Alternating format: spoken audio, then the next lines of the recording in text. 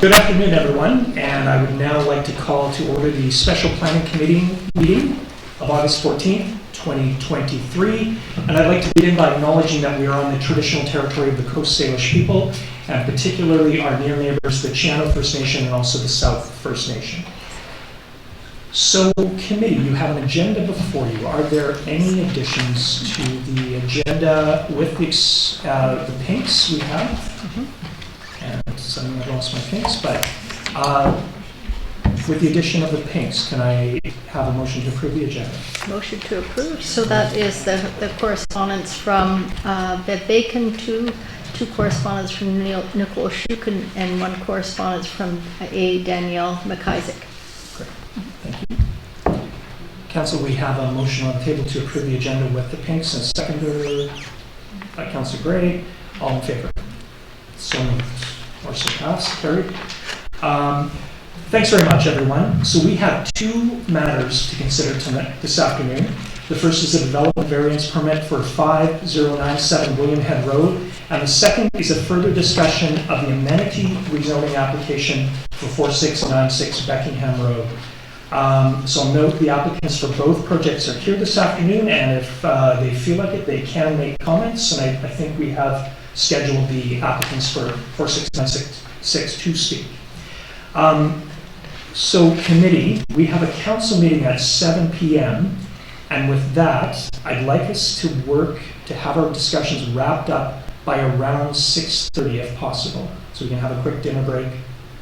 And if we can, I'd like us to try and be in a position that we can give direction to staff around that time, whether it is on 5097 William Head Road. And of course, we know that there are a number of matters to talk about with 4696. So the target for an adjournment of the session, we will aim for 6:30. If something goes amiss and we feel like we need to take other steps, we can. But that should be the target we're hoping for. Okay. So with that, I'd now like to move to public participation. And please keep your comments to 4 minutes. And as you approach the mic and provide your comments, please state your name and the street you live on. Public participation, thank you.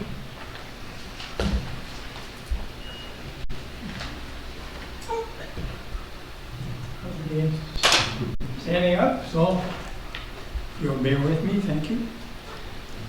Yeah, my name is Eric Lund, and with my wife Sheila, we operate a farm on Beckingham Road, Beckingham Farm, at 4636 Beckingham Road. Our farm consists of 15 acres of land, and it is dissected by Hewitt Creek. And at the end of the creek, there's a waterfall that cascades underneath the Galloping Goose. But on the property, there's also a lake that we affectionately call Lund Lake. And this lake is about 40 feet across and about 500 feet long. Nobody seems to know it's there. We've never really paid too much attention to it. We have a water license to take water out of the lake for agricultural purposes. But with this subdivision application, I started looking at the lake a little more closely and discovered that in fact something was feeding in the lake, and then we gently caught a fish, photographed it and released it again. And I sent the picture of the fish to yourselves. And it was mentioned in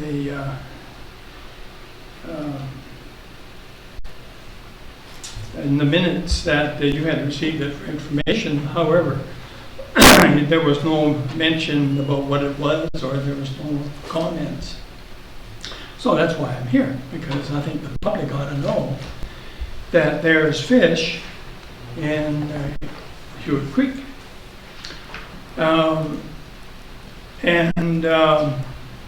So the question is, how did the fish get there? And so on, and there's a lot of speculation about that, about what was there before the settlers came, et cetera, et cetera. But it is entirely possible that these fish have been there for hundreds, perhaps even thousands of years, up in the upper reaches of the Hughes Creek.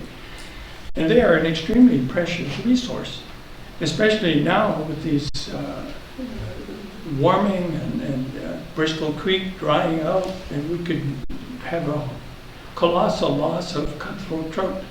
So these, yeah, so the fish are actually a cutthroat trout. So what can we do?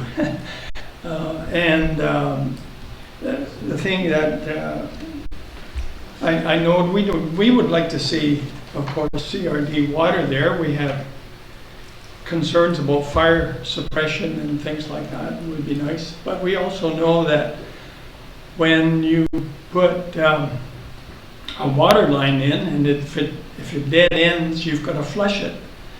And what's in the water is chlorine, and chlorine kills fish. So I know in some of the papers that are there that you can do a green stormwater project or construction, a design or something, and so I would ask that you, first of all, that you take a little more time and you think about this, about what's the best course of action to protect fish. Now that we know that it's fish bearing. So that's really about all. I know I only have 4 minutes, and I don't want to abuse that. I know you're pushed for time, so thank you for your attention. If you have any questions, I'm here. Great. Thank you, Mr. Lynn.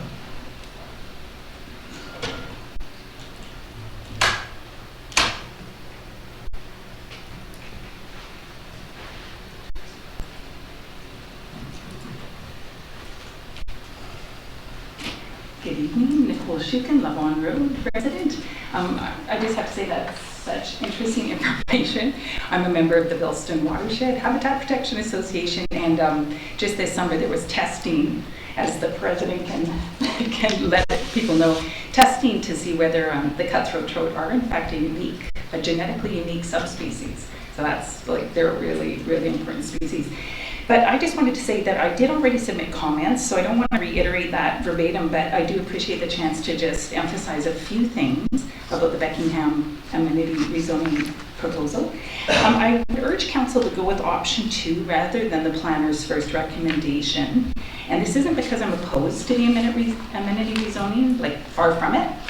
And it's not because I'm opposed to bringing in piped water. But I do think that 20 lots, a 20-lot density cluster development would be fair in exchange for the proposed parkland amenity.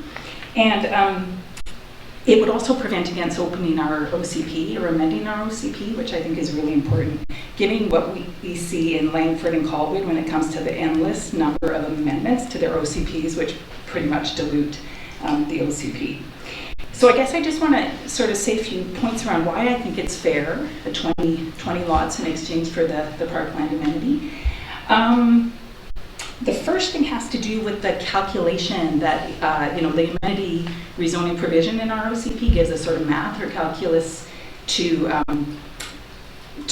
measure the bonus that should be given to developers who cluster their lots. And because the property is less than 100 acres, it's 99, you wouldn't actually get 25-acre lots even in the sort of theoretical or the abstract.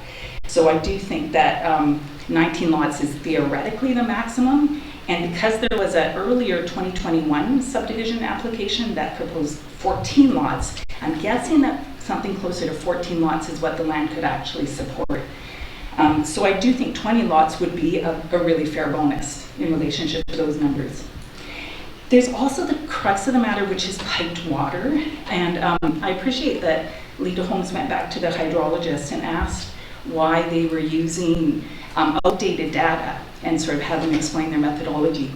But I do notice that the hydrologist refers, again, he talks about the relevance of old groundwater level data, and he refers to 2 observation wells. One is on Arden Road, and it's been inactive since 2006. So there hasn't been recent data for over 15 years. The other is out in North Saanich on an entirely different aquifer. It's a bedrock aquifer, but it's not aquifer 606. And so my question is just why the hydrologist does not reference the one active observation well in aquifer 606. And you can easily pull up the groundwater level data on the BC province's, website, and it shows that in fact the groundwater levels are declining.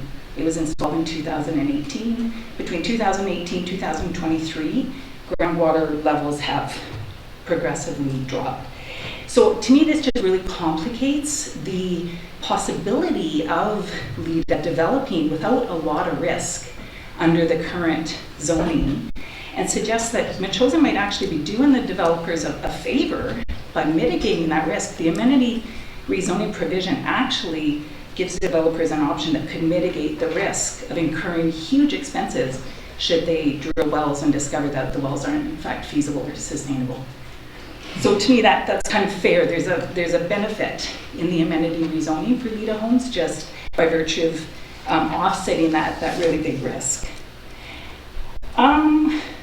I think that's it. I think that's the crux of the matter. I provided 2 sort of maps, one that just shows where the observation wells are that the hydrologist referenced and how kind of irrelevant they are, irrelevant compared to the one active observation well on the aquifer. And I agree with the previous speaker, and I think it should at least, this package should at least go back for more information in view of this sort of omission in the hydrology memo. Thank you. Thank you, Nicole.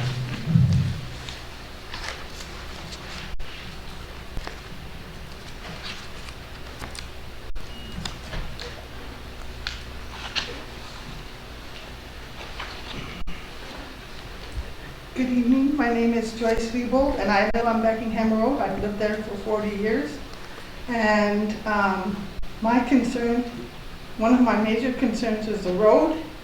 If we have another 50 or odd cars going up and down that road, it's hard enough for the people that live on the road already to drive on it in the wintertime.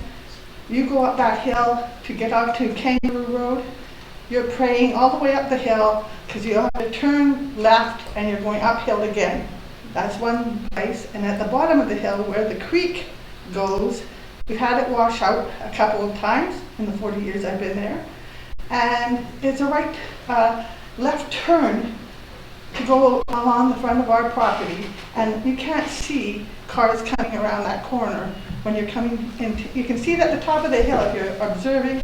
But if you're not observing, you could come down and once I had a horse living on our property and it was hit by a car coming down that hill because they couldn't see it when they came down the hill.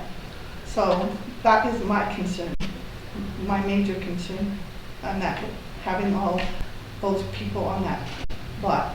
There's some good things I can think of that are good. I think it's great that we have some place for wild animals to have. We're not taking it all away from them.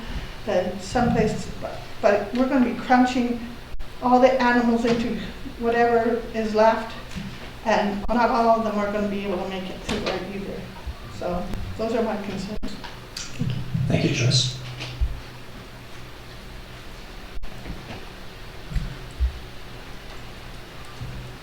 Now, Bacon, Metchosin resident, I sent you 2 letters. I agree with everything I said. So I think we should keep our eye on the prize. I think this is a bona fide good offer that just needs some tweaking. Nicole coined a phrase, 20 is plenty. I think we should be all chanting that if that's what we believe. The prize is that we get 40 acres of habitat. I don't care what the people access is, but we need that 40 acres of habitat. And the prize is that we don't threaten the aquifer with 20 more wells and possibly the potential of 40 more families. And we can have fire hydrants for that part of the road, which lowers the risk and improves everybody's insurance features. Most of you were at the Everything Water seminar on Saturday, and I'm impressed that the Highlands has 3 or 4 observation wells, and they know what their aquifer is doing. I think of everything that's presented by Lena Holmes, Lena Holmes is the weak part is the hydrology report. It seems like it hasn't been done by studies. I think it was just done at somebody's desk with old data, not taking into consideration drought and climate change and the real struggle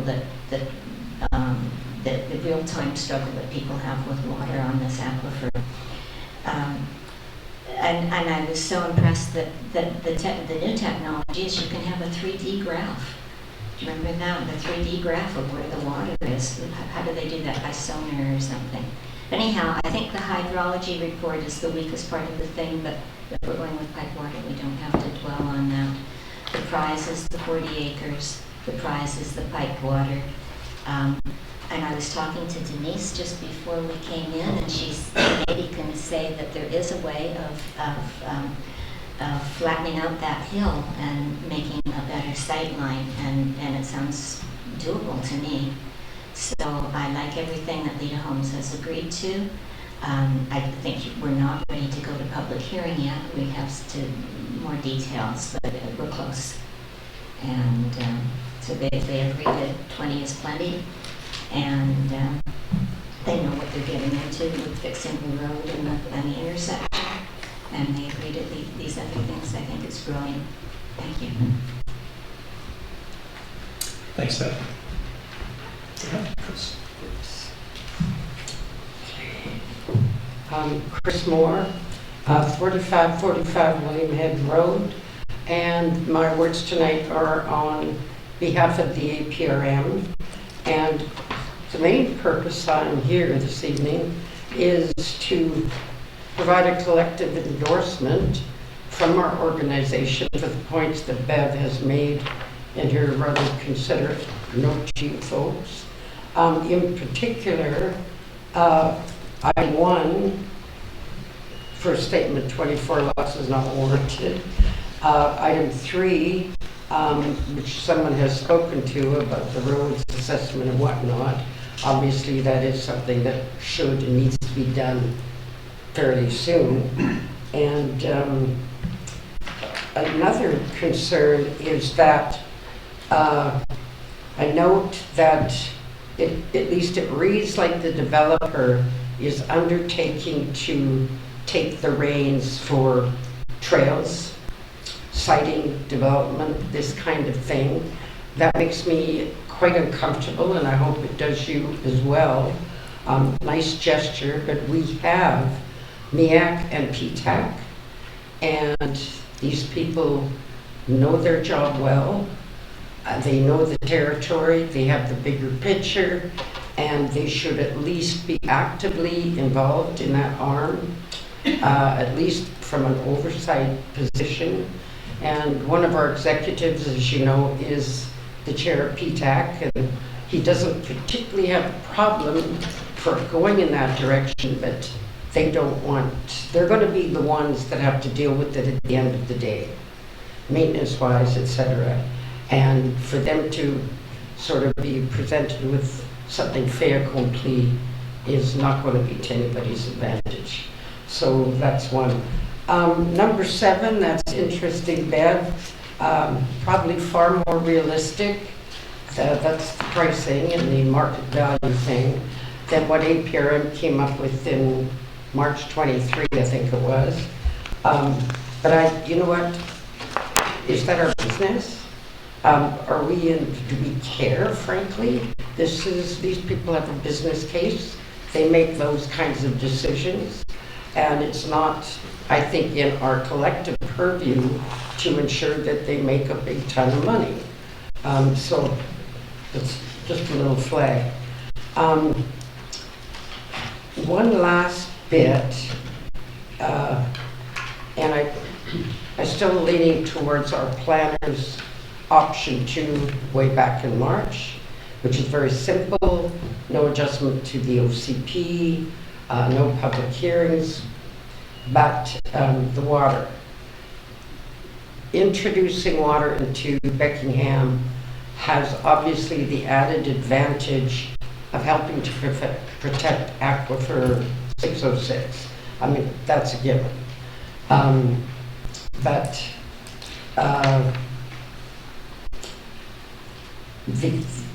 it seems to be linked very closely to this concept of 24 lots versus 20. And of course, you all know what that means. OCP, public hearing, on and on and on. And if at the end of the day a decision is made to go that route, we have made this point before, that given the administration overhead that would be required on the part of the district, I think the proponents would be well served to compensate the district for the cost of making that happen. And we all know what a public hearing, for example, would cost, and estimates can be made for the rest. And so something to think about if the decision is made to go that route. We are entitled. Thank you very much. Thank you, Chris.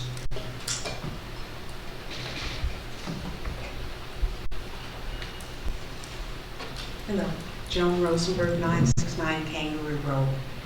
I just want to go on record saying that I don't support the increase of 24 lots on this property. And I also think that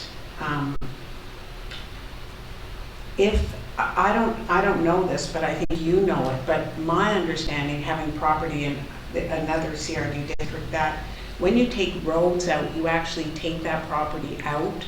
So if you were dividing it into 5-acre lots and not clustering them, and you put that road right around the property, I don't know if that's true, but I think you would be taking out quite a bit more of the property. So we're at the most talking about probably 18 or 17 lots, and I do support them doing the 20 lot cluster, and that does give them a higher density than they would be able to, because I do also agree that getting 40 acres in Machosen that isn't developable is very valuable, especially where we have some water. So I just want to go on record for saying that, and the speakers before me have been much more knowledgeable than me, and I have agreed with what they said. Thanks, John.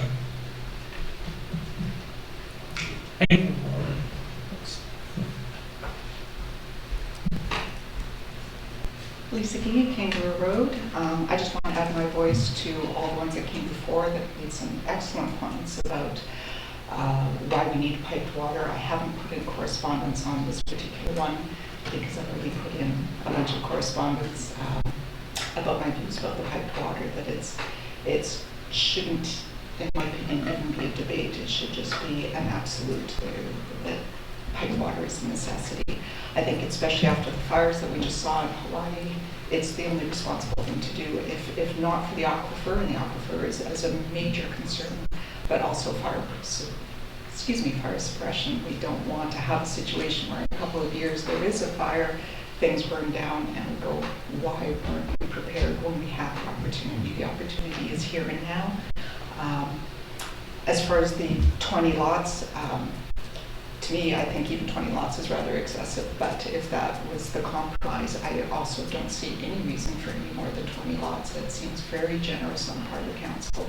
An additional 6 lots over what they would have been able to achieve with wells. Those lots will be much more valuable with the piped water, and I also support all the other statements that were made about the road concerns. I think there's probably even more concerns, but I know ultimately that we all need housing. So that's the trade-off. In terms of the 40 acres set aside for park, again, council will use their best judgment. As far as I'm concerned, despite the fact that we would actually benefit from it, if it even had no public access, I think that's also very durable. The animals are already losing more than half their area. To have it disturbed by people walking through, and we have so many lovely trails in Mitchelson already, is probably not a necessity.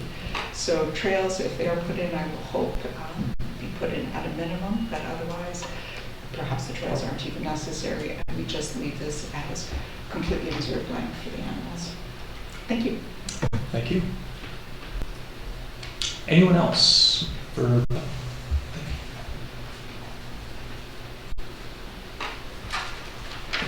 So, Alison Duke, Darien Place. I am speaking as the president of the Bilston Watershed Habitat Protection Society. We haven't taken a position on it, but we are concerned. I just wanted to mention two concerns that we do have. So first of all, stormwater runoff. That is a major pathway for contamination of aquatic ecosystems, because quite often it goes directly. Oh, sorry. So stormwater runoff and potential for pollution of Hewitt Creek and the wetlands and so on. And so, green infrastructure and solutions like that would be very welcome in the application. And the other question that I have, and I'm sorry I didn't have time to go through the whole package, but I didn't see anything on a quick glance about septic or sewage or package treatment plants or anything like that. And from what I know, I'm still learning about this, but septic systems can contribute excess nutrients to aquatic ecosystems, and so I would be hoping that there's some provision for that. Thank you. Great. Thanks, Alison. Anyone for public participation? Going once, twice, 3 times. Okay, thank you very much. We're going to continue moving on with the agenda. So, first item on the agenda for staff reports is the. So first of all, though, thank you very much, everyone who spoke. We are listening, and we've long taken into account comments and input all the way from March, the open house. We were all there, and we've talked to many of you over time. So thank you very much for your further comments on this. So, but we have another matter to talk about here. So we have before us committee a rezoning application for 5097 William Head Road. I'll just give you the quick basics here. This is a 1.67 acre property, or 0.68 hectares, and it's a rural residential 2. They are requesting a variance to allow for an addition to the existing accessory building, and this would, if approved, it would encroach on the setback, moving it to 2.4 meters away from the property line as opposed to 3. And so what is before us today is the first step in the DVP process, and we have 3 options before us. So request that staff send out notices to the landowners within 60 meters of this property, table the request and ask for more information from staff, or recommend that council deny the application. And so following the committee's best practices, or past practice, I would recommend option 1, with the addition that we also ask staff to book and work with the property owner for a site visit as well. So I do recognize that the representatives of the property owner are here today. I talked to them about whether they want to speak to the development variance permit. They asked that maybe we could talk on site. So, but your wish is community. Yeah, so I'll make the motion to request that staff send notices, as you mentioned, with the addition of a site visit. I would be in favor of this option, and I'm interested in seeing the site. It seems logical to me that rather than have them incur unnecessary costs, as well as demolishing a building that really doesn't need to be demolished, it sounds very practical to give them a variance. So I'd be voting in support of this motion. So we have a motion to go with option 1. Seconded by Councillor Donaldson. Mayor Little, any further comments on this? No. Okay. Councillor Donaldson, anything further? No, I agree that a site visit would give us a better idea, of course, in collaboration with the report we have on the maps, We found that from time to time when we have done visits, and it's turned out to be quite fruitful for us, the decision. Okay. Any further comments? Hearing none, I will call the question. All in favor of the motion? And that is carried. Thank you very much. Okay, so we'll move to the next agenda item, and this is the amenity rezoning application for, which many have spoken on, 4696 Beckingham Road. And I want to cover a few points. We last discussed this application at a special planning committee meeting held in March, and I think we all attended the open house held in May. So again, a quick summary. So this is a 99-acre, 40-hectare parcel of land. It's located off Kangaroo Road, as we've heard. It is currently zoned rural, which allows for subdivided lots of 4.94 acres. Now, through an amenity zoning request, the applicants are requesting that the number of lots be increased to 24 and the lots be decreased to allow for 1.98 acre lots. Okay, so based on the current design, the residential area would take up 60 acres. The remaining area, 40 acres, would be dedicated to the district as parkland. Based on input from both this council and also the last council, the developers would bring in CRD water under this configuration, so 24 lots. That's what they propose for water to come in. So I believe that most of us see the prospect of pipe water to this area as a significant opportunity, but it comes with its challenges, as we've been hearing. We currently have an amenity zoning provision in the OCP, but that would limit the number of homes on this parcel to 20. The developer would then now says they do require 4 additional lots for the cost of bringing in the water. And additional information has been provided in the planner's report. So, if there is consideration to increasing the density, we would need to find a way of addressing that in the OCP and the land use bylaw. And this is a matter I don't think any of us take lightly. Someone pointed out that such an amendment would be contrary, as we've heard earlier, to the spirit of the OCP. Ms. Lysician, our contract planner, is in attendance today, and she will review 2 approaches to consider. So before I turn things over to Ms. Tarnowski, maybe you'll speak, or Ms. Lysician, I do want to make one point. So this is a property that can be subdivided. It can be subdivided in a traditional way, and we've heard speculation that they might only get 14 lots. Again, it's zoned for 5-acre lots, so anywhere from 20 to 14 potentially. So we're not talking about stopping the subdivision. That there's the potential that will happen. Again, the question before us is really, what is the form that subdivision is going to take, and what potentially may the community get in terms of allowances for the additional lots. So with that, Ms. Lysician will have some information for us. Thanks, Councillor Shukin.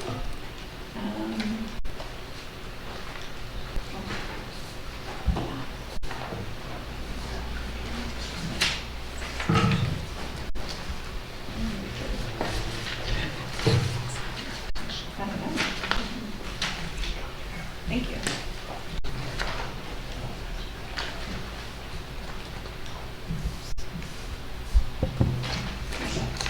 Okay. Thank you, everyone. Good evening to the Planning Committee and to the members of the public who are here tonight. I'm not going to do a full overview of the whole application. The report's very long and detailed. And we did do a fairly fulsome overview back in March when we last met about this application. But I do want to briefly touch on the application, what's happened to date, and the options on the table for committee to consider tonight. At the meeting in March, the committee received a staff report involving options to proceed with rezoning to increase the number of lots from 20 to 24, to bring water to the site and to provide approximately 40% of the parcel to the district as parkland.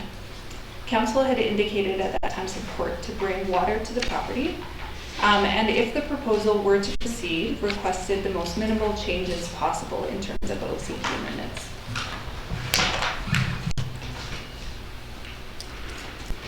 At the end of the meeting, council was interested in pursuing 2 potential options to address the required OCP and zoning changes that were required, and staff has investigated that a little bit further. We did receive a legal opinion about the matter, and that is particularly why option 1 is recommended, which is basically to utilize the existing framework that we have in our OCP, specific to amenity developments, but provide a straightforward exception for this site only. It would be a simple text change that would be required to facilitate this proposal, while also ensuring compliance with the entirety of section 6.8 of the amenity development area. Option 2 is to rezone the parcel into a split zone, split OCP designation. It's not recommended. This also requires both a zoning and OCP amendment. But because Metchosin has that amenity framework in place for this very scenario, and the fact that we would need to use what's called a phased development agreement to support that application, it's not being recommended. PDAs are usually used for larger, multi-year, multi-phase, more complex types of developments. And I think in this situation, it would reinvent much of the work that's already been done in section 6.8 of the OCP.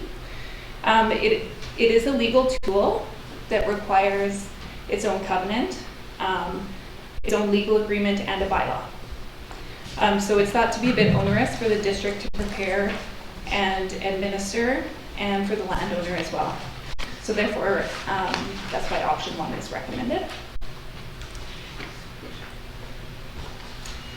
Since March, a lot of other new information has been gathered as well, and refinements have been made to the proposal in response to public engagement and the referral process. There were a series of site visits conducted by members of council as well as some of our committees. It has resulted in an updated site plan, a finalized environmental report, the well water memorandum, and considerations for a covenant that will help ensure that the public interest is being met.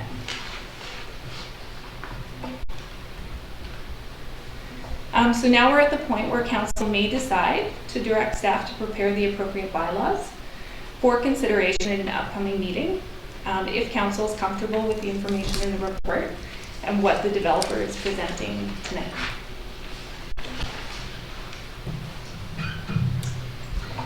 If council is satisfied with the application, we're hoping to go through the 3 options that are in front of the committee tonight. The first is to proceed with preparing the bylaws for council consideration. The second option is to defer the application for more information as specified by council. And then option 3 is to deny the application. I didn't have too much else to add to that at this stage. I'm available for questions, and I can do that now, or we can wait to the end. Great. I have a question or 2 for you, but committee, is there anything from this session? So just to clarify though, we are not deciding on whether this goes ahead or not tonight. This is basically step point 1 or point 5 of the next phase, which would, the actual decision to move ahead with the amenity zoning would involve a public hearing. That's correct, I think? What we're hoping to achieve is to prepare draft bylaws for consideration by council at the next possible meeting. And so that would be the first step in the bylaw process, and there is 4 readings of the bylaw with a public hearing in the middle. And the public hearing relates to the amendment of the OCP, as you put forward here, or there is that, is there not? It would be both. So it would be a combined, there would be 2 bylaws in either scenario. Okay. One would be to amend the zoning bylaw or land use bylaw. One would be to amend the OCP. Gotcha. They will be in front of council if you choose to prepare bylaws. Okay. Yeah. One other question.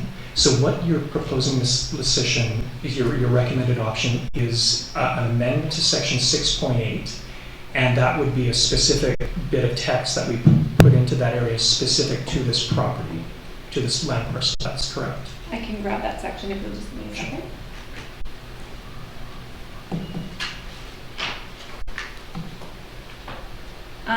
Under section 6.8, there's a definition of what amenity development is all about.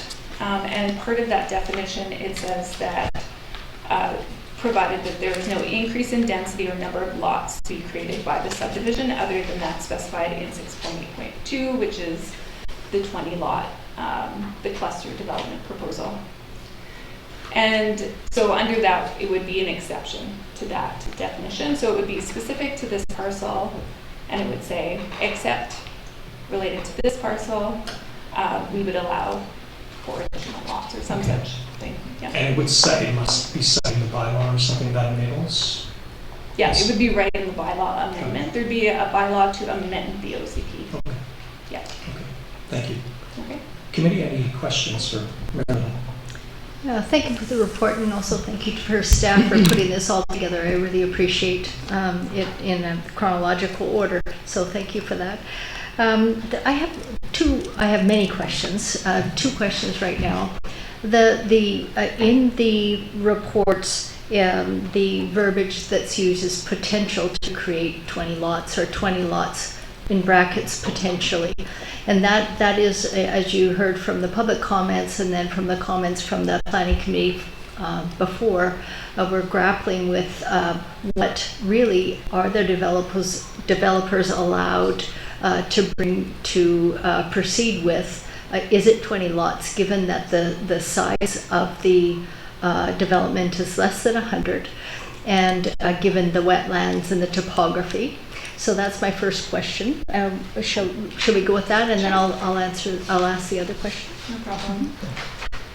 Through the chair. Under the section 6.8, number 4B, so that's where it talks about the density for the property. And that's, to provide an incentive for landowners to potentially bring forward amenity development applications. And what that is just outlining very simple mathematical equation around like not including roads or park dedications or any of those required things that we know will happen during subdivision, knowing that it will incrementally, in a slight way, hopefully, increase the density on the property. And that's the only exception to the density increase that's provided in the OCP right now. And with I think it's 99 and a little bit, and a minimum lot size of 4.94, it's 20 lots. And so that's what the applicants have brought forward as a cluster development proposal to meet that section 6.8, basically the guidelines that are laid out in that section. Okay. And through the chair, if you could also speak to the earlier development application that we've heard about tonight, and other times that the former proposal was for 14, and now it's 14 lots, and now it's 20. Can you speak to that? I can't confirm the previous application and what was proposed for that. I don't really have the expertise per se to say what would make the most sense from a landowner's perspective to proceed with 14 or 16, or what makes the most sense given the topography and the steepness of some roads that might need to be built and the challenges on the site. 14 maybe work for the former property owner, but that's not what was before council tonight. And sorry, through the chair, a follow-up to that in terms of the calculations. So if you have 1.98 by the 24, that's 47.52 acres, the 40 acres of parkland donation, so that equals 87.5 or so, leaving 10 plus acres for infrastructure, for roads. For the wetlands, is that too tight, or can you comment on the metrics and the calculations? I can say with the SPIA, the stream side protection areas that are being proposed, typically they're not in all scenarios, but they are included within some parcel areas. So some of those will be on parcels, and that happens, that's fine. But outside of that, they're not required to dedicate the SPIA to us. And that doesn't have to be the parkland, but I think in this case, primarily, they've taken the environmentally sensitive areas and allocated those on their site plan so that, the chosen would then get the best of the site as far as the more interesting or important parts of the site environmentally. Okay. That makes sense. Okay, so through the chair, so what we're looking at is the developer has the right to come forward with an application for 20, and that could go to the approving officer without coming to council, if I'm correct. That would be with the 20 lot, no water, no other amenities. The reason why it's coming to us, and they've offered this amenity of piped-in water and the 40 acres of space, green space, is because they want the additional 4 lots, which they say will cover the costs of bringing in the pipe water. I guess that's where everybody is grappling, what they are automatically allowed to do and what they're asking if we ask for that amenity, those amenities. Ms. Decision, to correct me if I'm wrong on this. So what I think the case is 6.8, and the OCP allows for amenity zoning, which could give the developer 20 lots on a smaller lot basis. They could shrink those. They could get no more than 20, but it would have to be done on an amenity basis, which would mean dedication of parkland or whatnot. What's being asked here is essentially amenity plus, because they're asking for 4 extra lots. But I would argue we are seeing amenity plus as well with 40 acres of dedicated parkland. So and under the amenity zoning, they would have to give a minimum of 25%. So we would likely see less parkland if they went through the amenity zoning provision currently in the OCP. Is that correct? I believe it to be. The amenity zoning would still require a rezoning. Okay. Yeah. Just to be clear, and the 20 lots that would be permissible under that amenity zoning, it's incrementally a little bit more than what would be permitted because of those dedications without going into that amenity area. Yeah. If that makes sense. Okay. Sorry.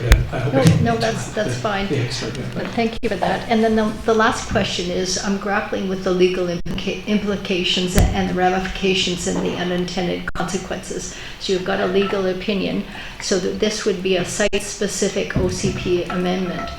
I would beg to ask the question for the next developer, if that next developer was to go to a judge and say, but you allowed it here, why wouldn't you? I think you should be equitable within your within the OCP. Would that not be a point for challenge of other developments, even though it is a site-specific OCP? I did ask that question, and being very specific in the OCP is fine, according to our legal counsel. Being that specific. We actually do have a provision. I was just looking for it quickly to see if I could see it.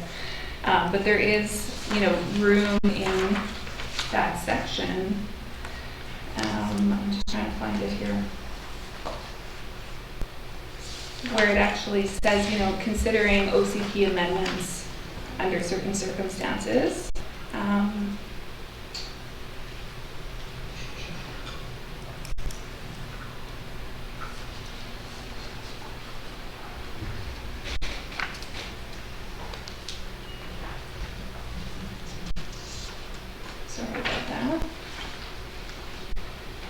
But there is actually consideration for amendments to this section.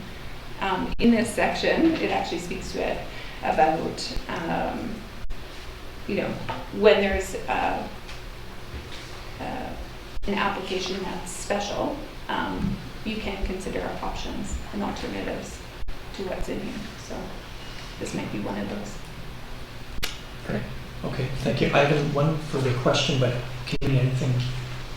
Okay, so Ms. Decision, this is a question for you, but maybe also for our CAO as well. So the hydrologist report on the potential of wells in this area has drawn some criticism just as of today. And although I do want to thank the proponents for providing extra information as we requested. But what was pointed out is that some of the information used to justify the, again, the well data and why it was used and why it was drawn on, again, has drawn some criticism. But I guess my question to you is, regardless of that criticism, how would you, and again, our interim CAO, how would you approach the well data as it is now? Like, would you take a second look at it, or? And I'm sorry, this is an unfair question, but if you were to, in terms of the viability of this, I'm going to withdraw my question. I'm sorry. It is hypothetical. Yeah, it is hypothetical. But maybe we can talk a little bit more about the potential of wells in this area as we go. But I just wanted to flag that, yeah, there is some criticism of that information. So thank you very much. So, okay, thank you. Thanks. And next, would you like a chance to speak? Well, I did bring a presentation just to outline the additional information that we collected. Great. So, yeah, I'd love a chance to speak. A surprise. So, again, thanks for making some time in everybody's busy schedule, including the members who came out to speak today. So I just thought it would be maybe good just to do a brief recap. I have brought along information to address a couple of the comments. I think there was one about whether the math worked out to 20 lots, and I've brought that information hot off the surveyor's survey of the property, which I'm going to put some good weight on. And also some of the other questions that came up. So if those are in addition to this, I'll just go through the presentation. Also, I was asked and agree, given the temperature in this room, to get through this as quickly as possible. Typically, I try to give it 10 minutes. I might be a little bit over that, but if there's things that I've glossed over, feel free to bring me back to them and I'll go into more detail. So I just want to start out by saying good evening to the chair and members of the planning committee. And as you may or may not know, my name is Denise Kors. I'm assisting LEDA Construction with this application as well as the presentation. I'm going to provide some updated information as well as some of the basics on this application. So this plan here is very, very similar to the previous one with some additional information provided. Oh, I didn't give it enough time. So just to recap, the property is approximately 100 acres, and I'll come back to that afterwards if you'd like a bit more information. And the existing OCP designation is rural, and the zoning is also rural. So the subdivision allows actually is 4.94. It's 2 hectares, and I think some of the math issues come from the difference between imperial and metric. But we are always just saying 5 acres because 4.94 is close enough. Riparian areas exist on and through the property, as well as sensitive ecosystems. These have all now been identified and to a large extent have been located inside of the amenity areas we're proposing. This is a current application for the amenity zoning. So this permits clustering of the allowable density into a smaller area to reduce the impacted areas, to protect the sensitive areas, and to consider the potential for future recreational use of the new lands. So if I take a look at where we were at the end of March, we were asked to go away and bring back some additional information, which I hope we've now done. That was to review again the fundamental question about the request for additional lots in relation to the water main extension, to coordinate some more consultation, which we've done through open house site visits with council staff and a couple of the committees, and to provide some summaries, which we've also done.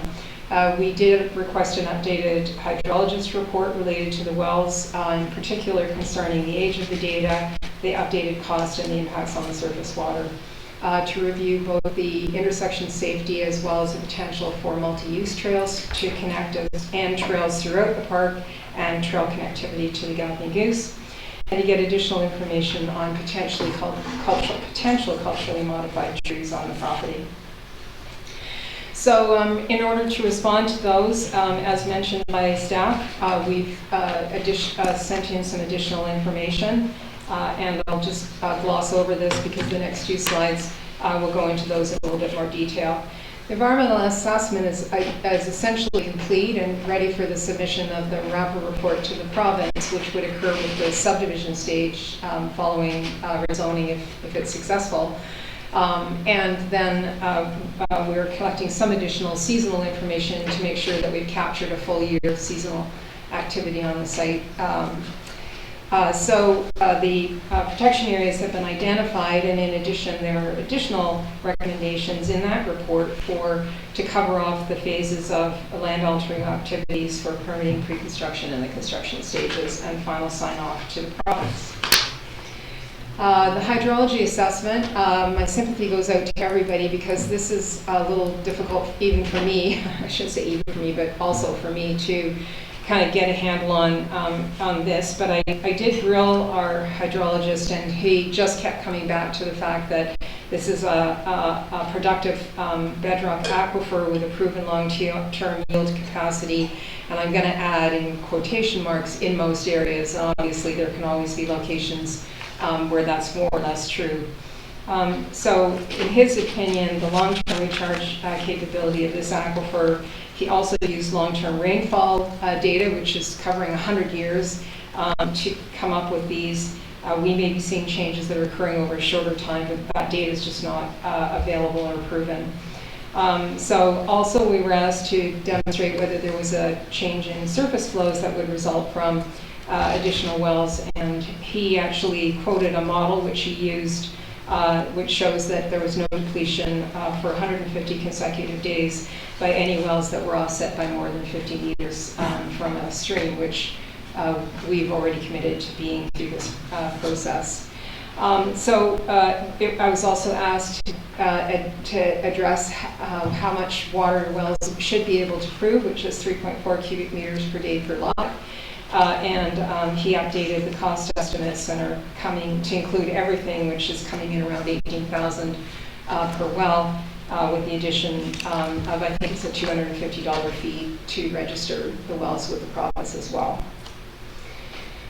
And just one last thing I'm just going to say too, we're not getting super diving into all of this because our intention has been from the moment it was presented to us with the density bonusing potential that we would be bringing water to the site, and we'd still like to do that. I think it's the right thing to do, and we would like to do that. So this part falls aside if that is done and completed, and I just want to make that observation.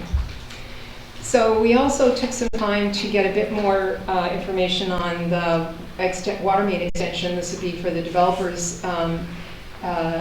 sake, as well as to provide some justification for the request for the additional 4 lots. In particular, we got some more rock scan information of the route just to ensure that there wouldn't be higher costs associated with blasting. And those estimated costs were enhanced further by updating them. We were given by our cost group, and right now they're using 0.5% per month increase in costs. I don't think anyone here would question that given the inflation that we're seeing. And so they've applied that to the previous ones, but we also provide a calculation sheet which took a look at that number, and I think the staff report said 3 million, but the information we submitted actually had a 3.3 million number associated with today's date with that per month or last month. And we decreased it by the cost of the well drilling, which would bring us to about 354,000. And if we do the estimate of the request for the additional 4 lots, we used 700,000, which was what was prevalent mostly on MLS. BC assessment's not always the most up-to-date, and we got 2.8. So even with these numbers, we're still subsidizing the cost of the extension of the water. In today's dollars, if we're adding another $200,000 to that if it doesn't start construction for a year, which is entirely possible, at this stage. So we're subsidizing this right now by, the difference between the 2.8 and 3.3. So just a brief summary of the road design. Really the only changes we had included utilizing existing logging roads, finding the narrowest part of the crossing as well, in order to minimize impacts. And we've also agreed to construct roadside trails not only within the subdivision, but they'd also be put in between the Kangaroo Road, on the existing section of Beckingham between Kangaroo Road and this property line. We also did a preliminary review of the Kangaroo Road intersection. I participated in that, and we looked at the site distance requirement for the posted speed, and it was clear that we meet that right now with what's there. If we'd like to use a higher speed limit, then the potential, we still meet it at a higher speed limit in one direction. In the other direction, if you're coming out of Kangaroo, be looking to the left. Relatively small amount of removal of rock on that crest of that hill would extend that site distance. And so we're comfortable with proceeding with a commitment to improve that road according to how engineering would like us to do, and we do a more detailed study for that later. And again, if we're out there working on a water line anyway, the construction is all ongoing, and that would be a relatively minor part of it to include that. So we're confident that we can bring the site distance even if we use a higher value than what's there now, which is not unusual because people don't always drive the speed limit. Again, looking at the initial concept plan for the park trail locations, we just put this together relatively quickly based on a couple of fundamentals. I agree that this needs to be vetted with the Parks and Trails Committee and some additional information. But my goal with this was just to be able to present something this evening that shows that these trails could be constructed. What's light gray on this drawing is an existing logging road, and the dark black lines would be the potential for a new one. On the right-hand side, you can see the new alignment that's being proposed from the east-west cul-de-sac to the north property line. That was a request made by our engineer. Again, your engineer rather. It needs to be vetted with our registered professional biologist, but we have found a route that follows an existing logging road.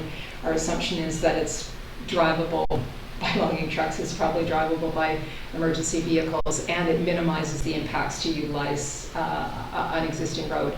On the right-hand side, there's a fork to get to the northeast corner, which is the connection to the Galloping Goose, which we've also agreed to construct, again, with some input from our environmental specialists. But at this point in time, we've provided two different alignments. One forks up and follows the north property line, and the other one cuts through between properties, utilizes a short section of the north-south cul-de-sac, and then pops back into the east. Again, we need to review this with environmental specialists, and we also need to review the grades that are in there. But at first blush, it looks like the lower alignment would provide a better grade, lower excessive grades or small, shorter sections of larger grades that would make the utilization of the trails better. So this was sort of something that provided some idea of how we connect to the northeast. We've had a connection to the southeast with the roadside trails, and we've got a connection to the north property line as well for the emergency access road. We also brought in an archaeologist in mid-July along with Beecher Bay First Nation observer, and they spent the day on the property reviewing what we thought might be culturally modified trees, and then went on to look in more detail. They provided us with an email saying they didn't find any on the site, and that they'll provide a more in-depth report later. But that was a milestone for us as well to have that resolved. I won't go into too much detail. There is a complying with the Metchosin bylaw for stormwater management is essential, and we don't have a choice.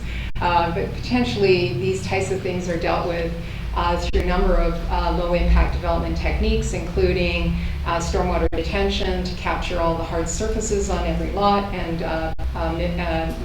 withhold the outflow from those to mimic the pre-development flow regimes.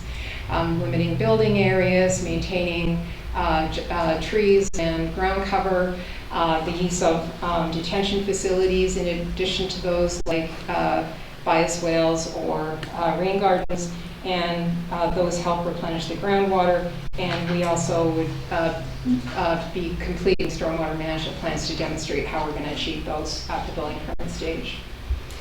We did have hosted a meeting on May the 10th with the neighborhood, and at that meeting we had a total of 56 people who signed the sign-in sheets, which represented 45 addresses. And those attending the meeting said they estimate maybe there was an additional 10 people that weren't on the sign-in sheet.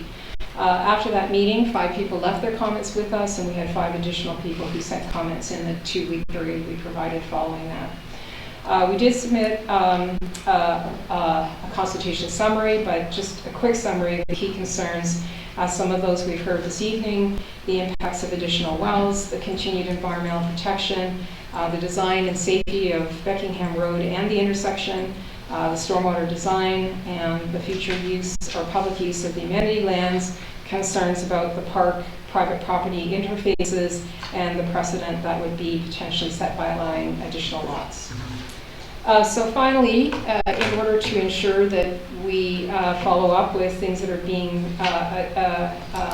spoken about tonight, covenants are being reviewed, and they include, and again, this is a very brief summary. There was a package in the staff report, and thank you for that, that sort of summarized what all of the covenants would likely include. Those were ensuring environmental commitments, including the eventual wrapper submission, fencing the SPIA, and continuing to recommendations through the construction, monitoring recommendations through the construction stage.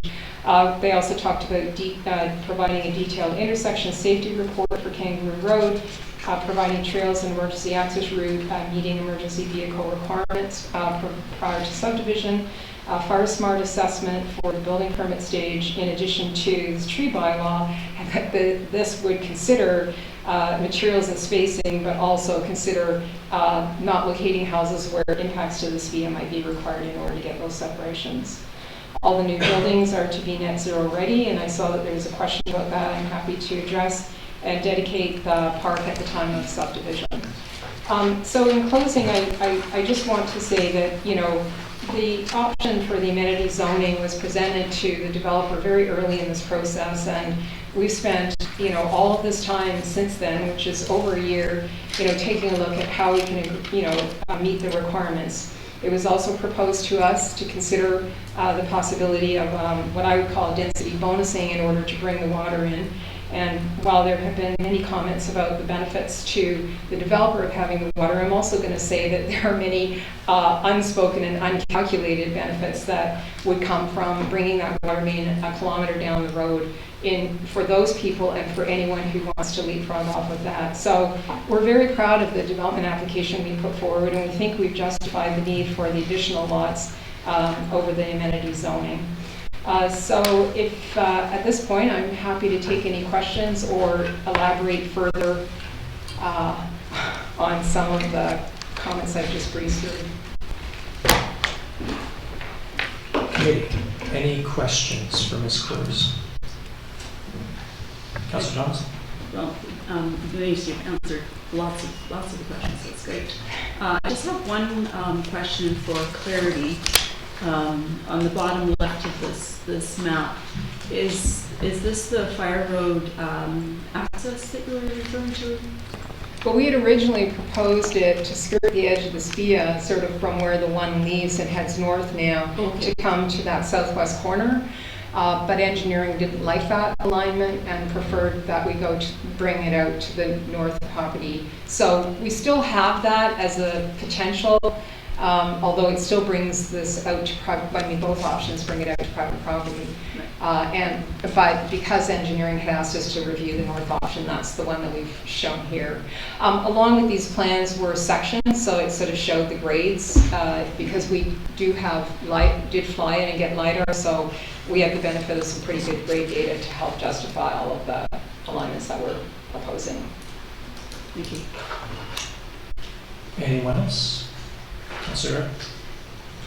Apart from the roadside trail along Beckingham and the work done on the intersection, I know we have heard concerns about Beckingham itself, and I just wondered if you had any plans to mitigate some of the issues that might arise from the increased traffic on a pretty narrow road. Yeah, I gotta say, I'm a bit disappointed that we've gone this far and I still don't have any engineering comments, so I'm just assuming that Al intends to work all of this out later. I will also add, though, that, you know, we can't go and tell someone, give us land, we have to build a bigger road or better road or smooth out this curve. So to some extent, we may end up being on the alignments that's there.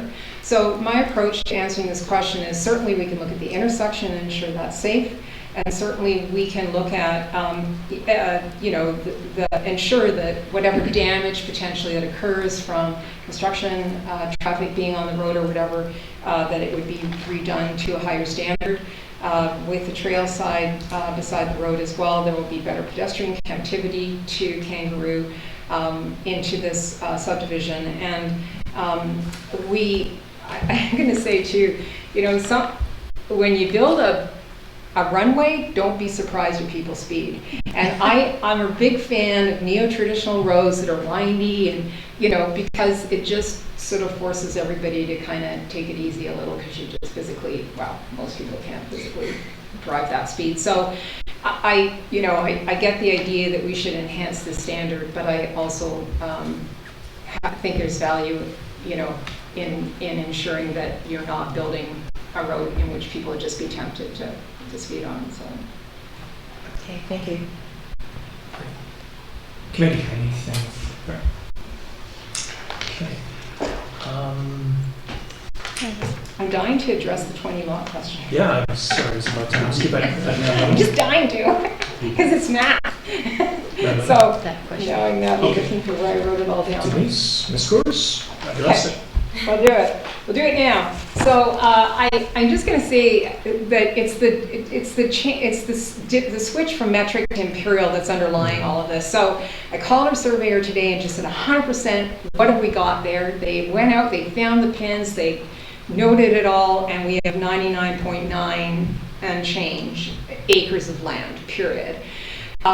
The actual 5 acre isn't quite 5, it's 4.94. And if you take 20 times that, you end up with 99.8, and we have 99.9. So we have enough to do it. The questions around how much land does the road take potentially are good ones, and we know we lose some for that. I'm also going to add that the park dedication of 5%, which typically applies to every subdivision, doesn't apply if the lot is over 2 hectares, which easily if we could achieve if we're not doing 20 lots. So again, there is a potential that there's 0 park dedication associated with a more traditional zone under the current zoning requirements. So and this has been verified by staff today as well, we confirmed at the very start that we had the land that we needed to do 20 lots based on existing zoning and then the additional. And just to weave a little bit aside, maybe this might be another way to sort of look at the question of the amenity zoning. So the amenity portions of the official community plan entertain the idea of cluster development without increasing density.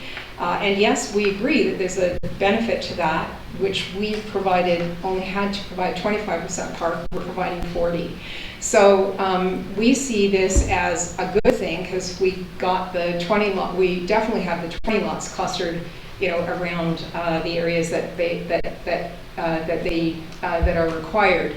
And then we went further and looked at the calculation for the cost for the water improvement to be sent into this subdivision as well as to the intersection with Kangaroo Road. And as I've shown already, the math associated with that and that's changing like every month. It's just crazy. So we in our opinion, there's the amenity zoning, and I think I like the way you put it. You said amenity plus. It's not unusual right now in this current age, and local governments have been given the power by the province to allow density bonusing in return for amenities that are a benefit to the community. And I don't think there is anybody who's going to disagree that not adding more wells here is a good thing, which is why I'm not getting obsessed with the well data. But at the same time, at the end of the day, if we can't make this work in a financial way, even if we're losing 5 lots, we may still be better off because we could start tomorrow almost, right? So at the very least, I would ask that we at least bring the 24 lot option to the public hearing so we can hear from potentially a broader portion. I heard quite a few people at the open house who told me that they thought this was a fair trade. So I would like to have that broader conversation through the public hearing. It's easier to take 4 lots off or whatever, or cancel the application than it is, to add them afterwards. So I think, to me, there is some benefit to proceeding with this option so that people can comment on that aspect of it as well. Obviously, that's your decision. Okay. Thank you very much, Ms. Cruz. That's it. Thank you. Oh, was there more? Sorry. Oh, sorry, did you have a question? Okay. Okay. Hang up. We're not done. So we're past 6:30. I think we may have to hold our stomachs, and I think we should proceed with a bit of discussion before we adjourn or take some further action. So committee, I'm going to turn things over to you, and I'm now looking for comments about where you think we should be. And Councillor Gray, would you like to begin? Yeah, I really want to appreciate the work that's gone into this for the owner and the developer here. And I really want to appreciate the work of the district staff that everybody's been putting together. And also recognize the significant investments in time and money that Leda Homes and their contract staff put into this proposal. I think it's really encouraging to see how the developer and our staff have moved the proposal along forward, clarifying terms and expectations. And I like what I see. I like the density clustering. I appreciate the care being taken around the riparian areas and the environmental concerns. I like the proposed land transfer to public hands. I appreciate the commitments related to road improvements and the other details. And I'm hopeful we can get a win-win on the question of piped water. Right now, I'm balking again at the proposed density of 24 lots. In that regard, it's the same proposal we got back in March. Then and now, we heard loud and clear from the community that a decision on allowable density needs a clear explanation and justification, and we heard it again tonight. And I don't think we've got that yet. So given the opportunity, I'm prepared to move a motion recommending we defer a decision on this application to seek more information. And I would add that we give authority to our CAO to engage a third-party subject matter expert to independently assess and verify the cost of bringing in the pipe water and the various offsets we've identified. A few were picked up in the papers tonight, but a number of questions raised by the public have not been addressed yet. For example, the uplift in lot value from pipe water and fire hydrants, the proposed density increase itself, above what would be there trying to develop with such a large riparian area.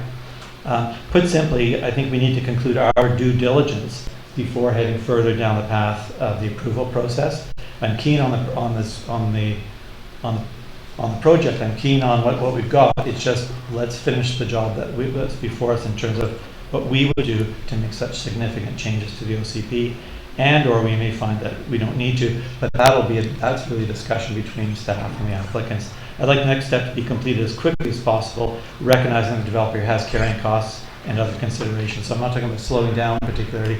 Let's get cracking, but let's get on to the final parts of that value proposition that we're all interested in solving. Okay. Thank you, Councillor Gray. And I do note with option 2 is that staff has asked us to be specific on what we ask. So thank you, you've gone so much working. Anyone else? Councillor. Well, historically, Chosen has always been very wary of developers, and recently that's been more impressed when we see what's happened around us. I believe that Leda has done a really comprehensive job of trying to fit this development into the requirements and the desires of where we are in the Chosen. And I really appreciate all the work that's gone into this proposal and the staff work as well. I feel that the positives of this really outweigh the negative. I think we have a government push on to increase density, and we're safe so far, but the government can basically kind of do what they want. And I think that that the idea can be able to preserve as much of Chosen as possible, in particular 40 acres, which is almost double what they would have to actually provide us, as well as the water issue, and not delving further into Aquifer 606. those are really important issues. And I just feel that, that they also, as Denise was saying, do have the option of just going ahead and just washing their hands of us and going ahead with the 5-acre zoning, in which case we would get basically no preserved land at all. And so, basically those are the reasons that I support this proposal. Thank you, Councillor. Councillor Donaldson. Yes, I'd like to also thank staff for their continued work on this in the report and that's before us. Especially big thanks for the leader team, very, very professional, answering all our questions all the way and adjusting accordingly. And appreciate the various site visits we had. It's, again, as I made a comment earlier, it's always good to see it front and center, not just with council, but with PTAS and MEASC. And the open house, and it was quite well attended, not just by ourselves, but a lot of residents came out with a lot of great questions. Maps were there and questions were being answered, so that was all fantastic. This is a very big project for both LIDA and the Chosen. We've only once historically ever had an amenity zoning, which we to this day benefit, and I do every week. They can be very beautiful situations.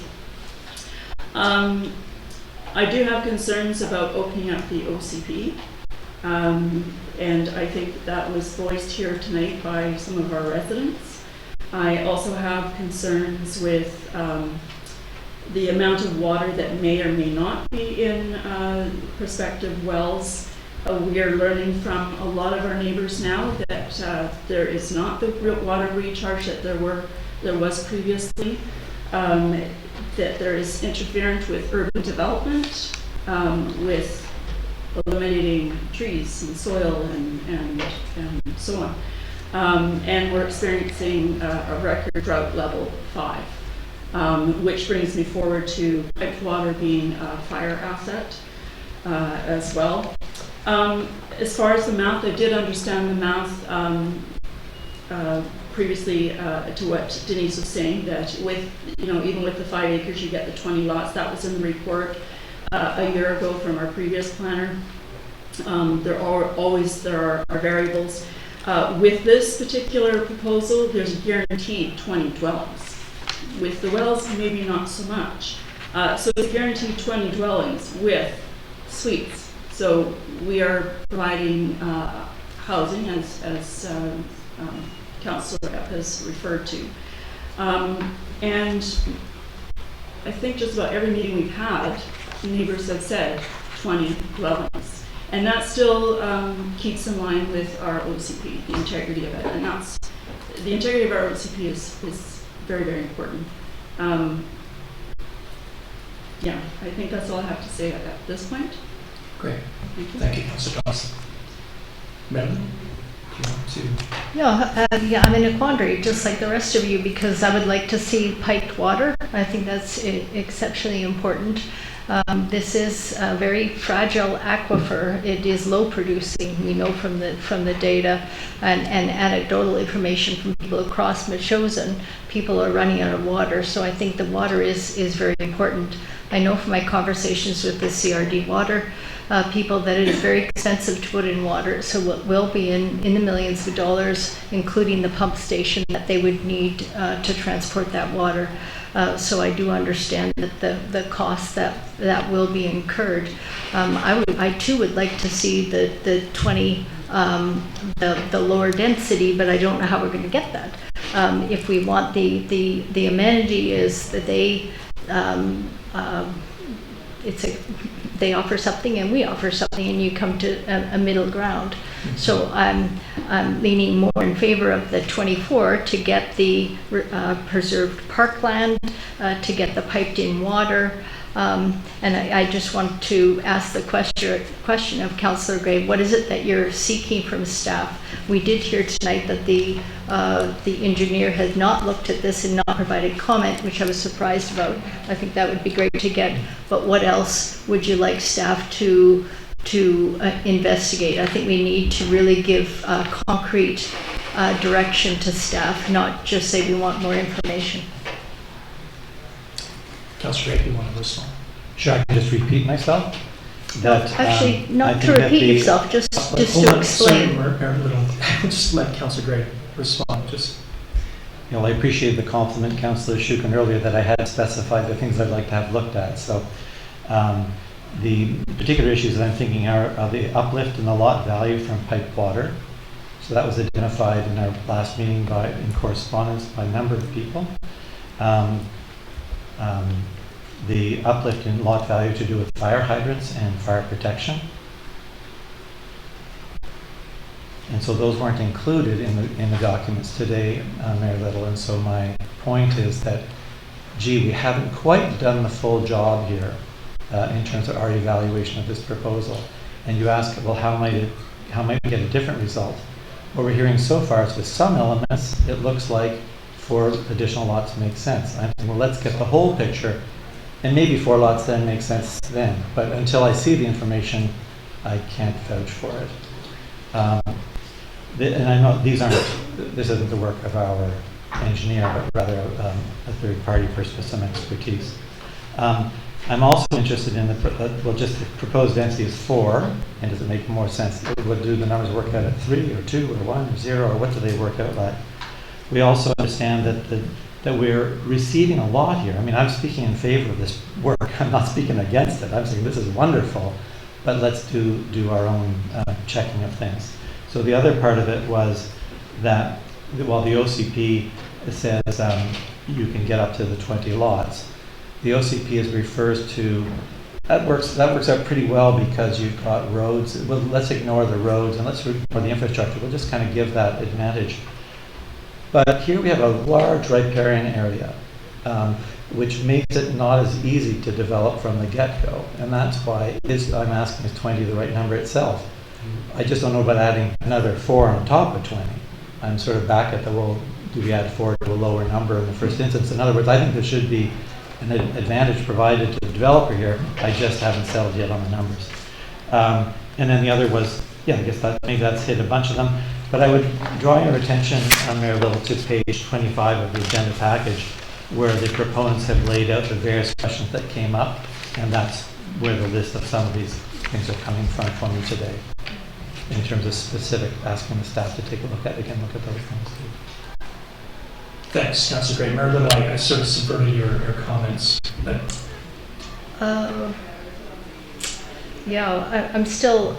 I'm wondering what we're going to do with that information if we get they were asking for a more refined figure on the uplifting, and I'm not sure if they can give that. They're looking into the future to say what can we get for each lot. I think that's an inexact science, so I'm not sure if the additional information is going to really help to inform us. Yeah. But if there's council members that are unsure and they need more information, I'm always in favor of more information. I'm not sure if it's going to change the outcome, but I guess we'll see. Okay, thank you very much. I will provide my own thoughts. Thank you very much to staff for the report and the work today, and also to the Lita Homes team for all the work you've done and taking us on site a number of times. I have to say that I very much appreciate the work that has been done and the thought that has gone into the Lita Homes design. What I'm really concerned about is I feel like we are at a stage right now, based on the comments that we've heard tonight, the classic case of wanting our cake and eating it too. We want the 40 acres of land, and we want the piped water, but we're not sure about the density. And from my perspective, there is an economics that has to fit for those things to be put in place, especially the water. So I'm with Councillor Gray on this one. But with the addition, I do recognize that Lita Homes has provided numbers that support the extra homes in terms of bringing in water. But we're in this position where we have to trust the developers. And I again, that's an uncomfortable position, especially being in a community like this. So I would support going with option 2, reflecting what Councillor Gray has, and I mean, I'm wondering if it's a valuations expert we look at to verify the figures that Lita Homes has provided, as well as the other information that Councillor Gray has said. And that's maybe where we can come to this understanding of, are the 4 extra homes justified in terms of bringing in the water?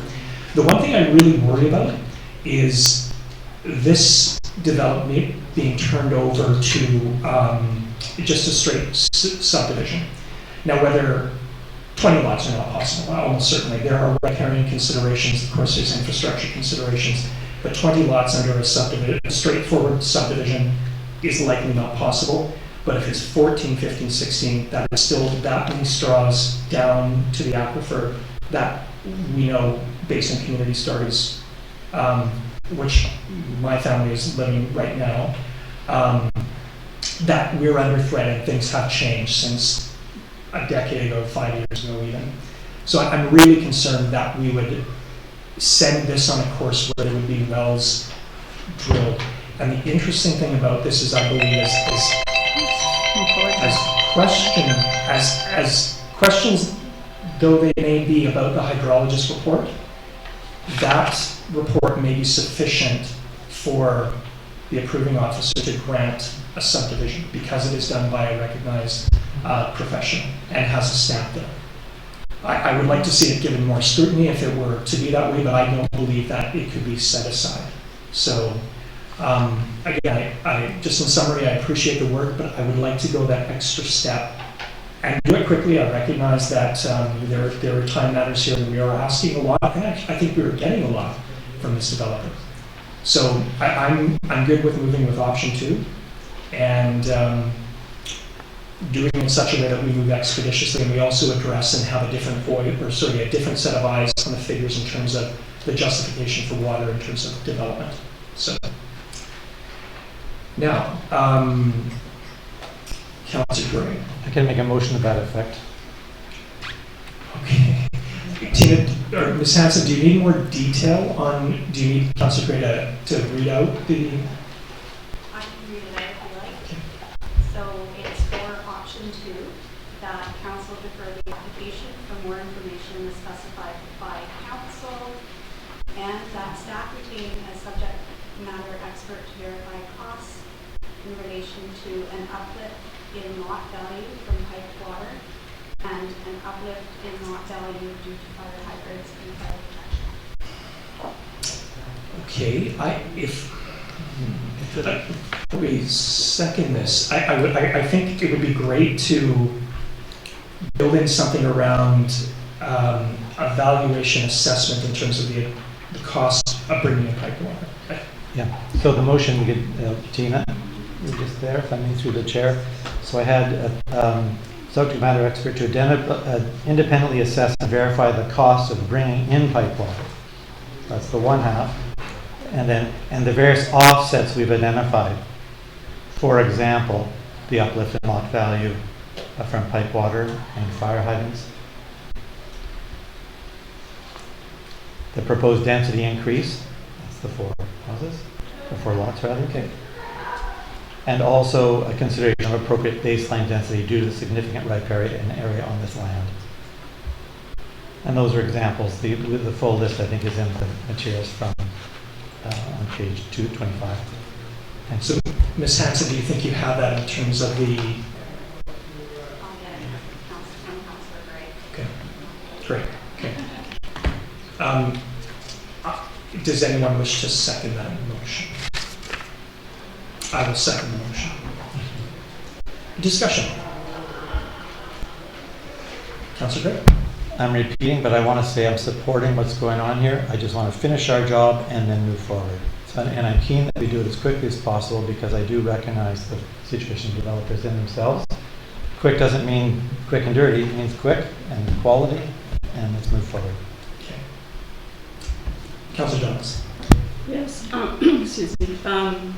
Again, I repeat myself that 20 dwellings is definitely a bonus. Obviously, we don't know what the guarantee would be if they went with wells. It also stays within the OCP. I think that that's very key, that we don't get into a piecemeal. We also know that they can have a secondary or attached dwelling to this, so there's those options. The setbacks and everything for septic are all in our OCP and our land use bylaws, so those are all secure. 4 extra houses, I think that the 20 is sufficient, and I'm supporting what our residents are saying time and time again. Thank you, Councillor Johnson. Councillor Rapp and Mayor Little, anything to say before we? Okay. I will speak again in favor of the motion. Doing the extra work, it may come back and we may show that there's an opportunity, and maybe there is no justification for the 4 extra lots in terms of cost and that, so we can take possibly another look at where we are. But I believe that this would be a good step, and I really worry about turning our backs on this in terms of the current housing and political environment at the provincial level, and also what we will potentially lose. So I think this is a good interim step to move ahead. So, Mayor Little. Yeah, I was just wondering if, through the chair, if the planner or the interim CAO have any comments regarding this at this point, in terms of this, what we're doing right now.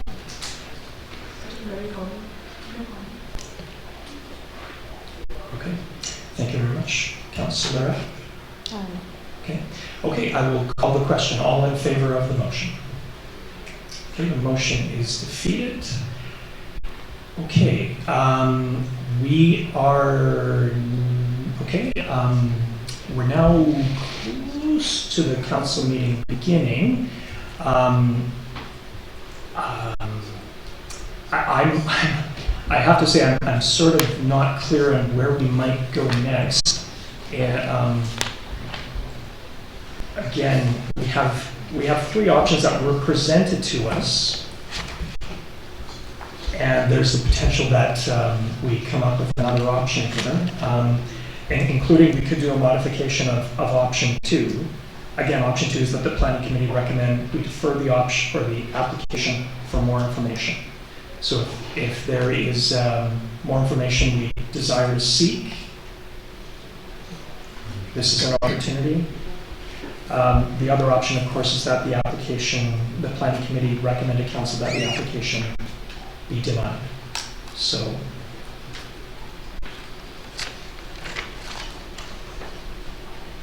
Councillor.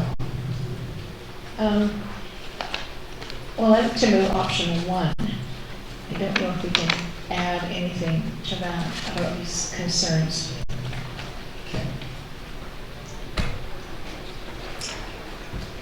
Okay, Councillor Rapp has moved option number 1. Do we have a seconder for that? I'll second that. Okay, so now discussion on Councillor Rapp, would you? Well, basically what I said before. I think I think this developer has proven, from all the information that they have gathered, a lot of it at our request and a lot of it just on their own, that they are trustworthy. I certainly wouldn't say that honestly about most developers, but I think this has gone on for a long time, and I really think that it's time to move ahead, at least to the point where, as Denise mentioned, to move the option 1 and then move it along to a public hearing. That's before there's going to be any bylaws changed or anything like that. The public hearing will be a really good factor. Yeah.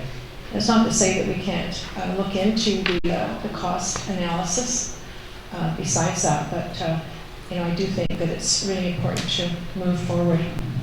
Okay. Thank you, Councillor. Mayor, do you wish to speak, please? Yeah, I think we have done our due diligence. The staff has done a remarkable job trying to bring all this together. It has been a long time for the developer. I like the idea of protecting as much land as we can. I'm not that in favor of 5% or 20%. I am in favor of the 40%, and yeah, I'm in favor of pipe water. I can't have everything, obviously, is what you've been telling me. I would like to have everything, but you're telling me we can't. So I'd like to see this move along rather than deferring this for another meeting, which would delay. And those are my reasons. Okay. Councillor Gray. Can I just ask what we're going to do time-wise? I mean, I've got more to talk about, but we have a council meeting starting now, I guess?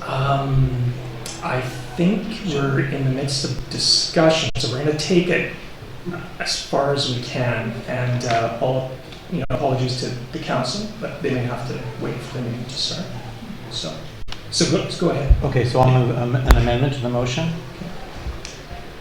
such that it would now read that a site-specific text amendment to the official community plan be prepared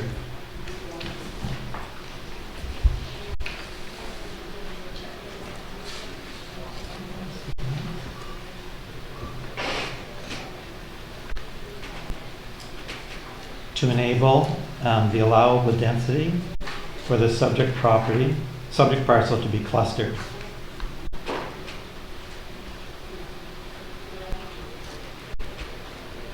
Maybe I should actually provide this to you so we can walk through. That a site-specific text amendment for the official community plan be prepared to enable the subject parcel to be clustered for 4696 Beckingham Road, and where approximately 40% of the parcel will be dedicated to the municipality as parkland amenity, where allowable density shall be a negotiated matter between the developer and the district, informed by the maximum number of lots that would otherwise be permitted on this site without amendment to the land use bylaw. Say that one more time. Yeah. Just even the last part. Yes, the negotiation. So what I'm saying is that the clustering happen, but where the allowable density shall be a negotiated matter between the district and the developer, informed by the maximum number of lots that would otherwise be permitted on this site without amendment to the land use bylaw. So in other words, what I've been proposing, if anyone wants a second, No, I'll please. go for it. Could you explain?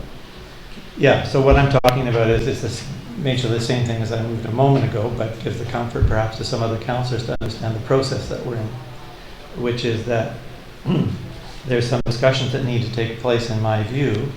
We need to sort out the benefits to our community, which have not yet been sorted in terms of the value of these 4 lots to the developer and to us. And so all that I'm saying is that, sure, go to it, but understand there's a negotiation that needs still to happen. And that, in my view, would drive our administration to engage a third-party subject expert to do their proper due diligence as our employees and chase down these final numbers and then get back and tell us what the answer would be. I would second that amendment. Thank you. So a discussion, again, I think Councillor Gray nailed it there, is what is the value of these 4 lots to the community and of course to the developer? And I think the key question for me is verifying that this is a reasonable offset for the additional costs of bringing in the water. To me, that is the crux of the matter here. So. And I might say it's a completely reasonable offset. 4 might be exactly it, but I'm a council member. Yeah. I don't have that kind of background to make that. I need some help. Yeah, and again, it's not. I would agree with that. And the numbers presented by Lita seem reasonable, but they're presented by an interested party, of course. So, so I'm going to count on Ms. Hanson having. I just would like to say that it was the option 1 was moved and seconded by Councillor F and Mayor Little. Okay. So if I'm not sure if Councillor Gray was proposing an amendment to Mayor Little Councillor F and Mayor Little's motion. Yeah. So Okay. Great. Correct. Okay. So the amendment has been seconded, and again, it's to undertake a negotiation with the potential of our staff taking that extra step of due diligence to get some, you know, like a more objective evaluation on this. So again, on the cost and on the justification for the 4 homes, and we might even dig into the issue of fire hydrants and fire protection. But it also allows us to move ahead as well if again the full package passes. So any other? Marilyn? Yeah, I just have a question. So no matter what we do, anything above 20 lots will require an OCP amendment.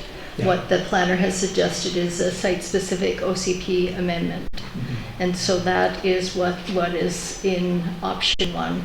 The amendment to the motion was, again, to get more information. Is that the just if you could, for those of us who are trying to follow along, you want more information, so it's sort of back to your original proposal. Is that It's a little bit different. What we're doing is we're authorizing the staff then to continue the discussions, and I'm saying that the wording I've provided allows them to dig into the background question to be sure they're comfortable as they move forward. So it picks up a thread from what I'm saying and a thread from those who voted against the motion to say, let's keep it going, finish up the job, and then move forward. So I hope it would provide the information or the movement that you're looking for and the information that I'm looking for.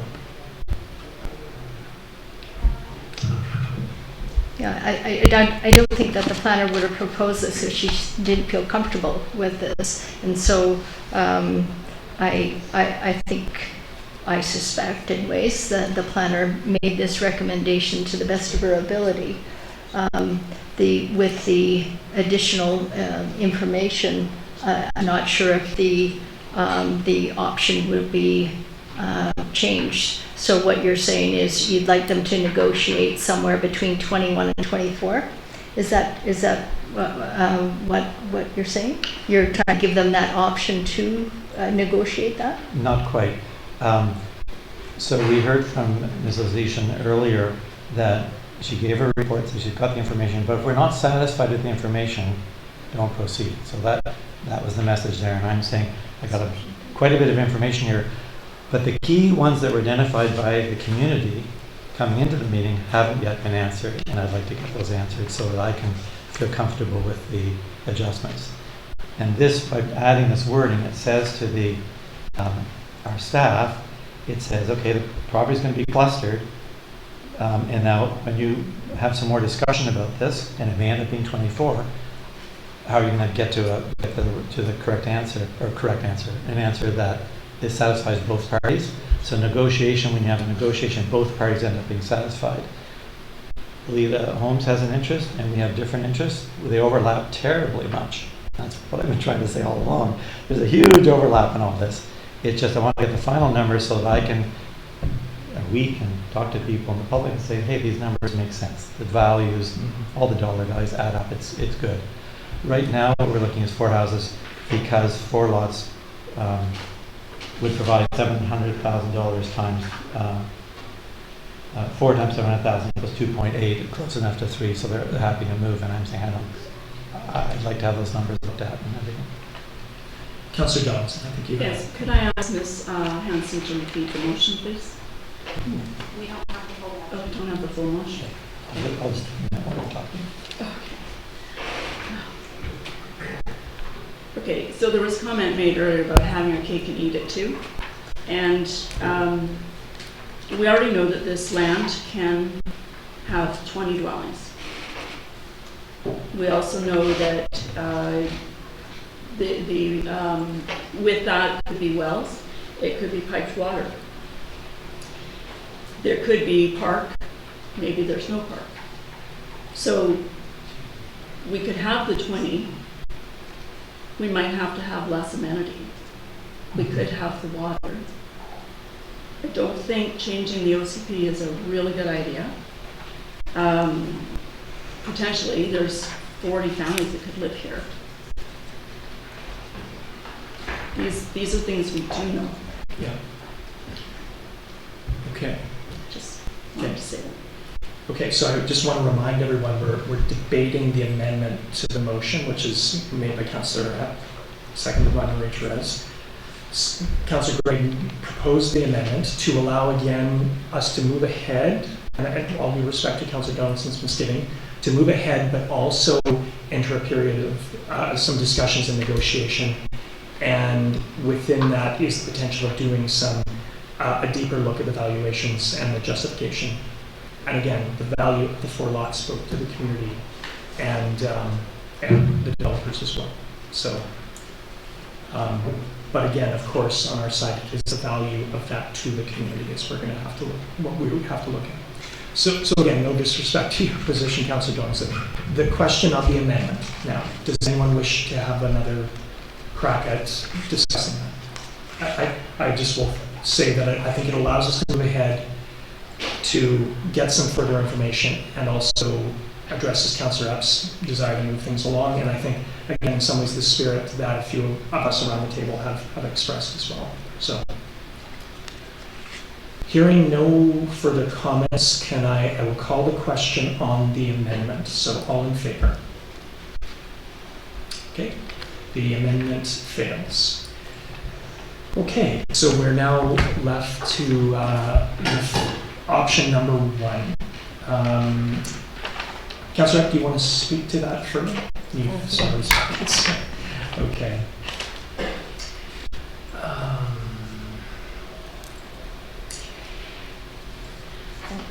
Please. Actually, I just want to say that, this is a site-specific amendment, which is the planner said that this is, for this specific site. It's not something that's just going to be able to pull out when anybody wants to develop property. Yeah, exactly. Okay, I will just speak for 1 second. I feel quite torn about this. I do feel like we need another step.